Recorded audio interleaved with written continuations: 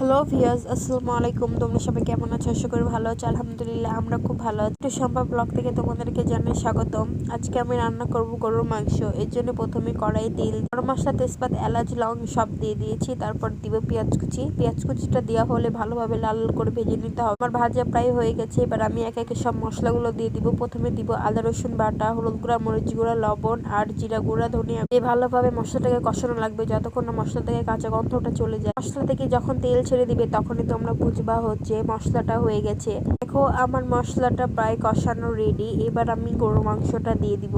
গরুর মাংসটা দেওয়া হলেও কিন্তু তোমরা কিন্তু ভালোভাবে কষানো লাগবে মাংসটা। যতক্ষণ না মাংসটা থেকে তেল ছাড়ে ততক্ষণ তোমরা মাংসটা কষাবা। গরুর মাংস থেকে কিন্তু একটু হালকা হালকা পানি বের হবে, ওখানে পানিটা বের হওয়াতে 50% সিদ্ধ হয়ে যাবে মাংসটা। আমার প্রায় গরুর মাংসটা কষানো হয়ে গেছে, তেলও ছেড়ে দিয়েছে। এবার আমি দিয়ে দিব পানি ভাবে সিদ্ধ হওয়ার জন্য। তার পাশে আমি একটু আলু দিয়ে দিব, কারণ গরুর মাংসতে আমাকে আলু দিয়ে অনেক বেশি টেস্টি লাগে খেতে, এর জন্য আমি আলু দিই।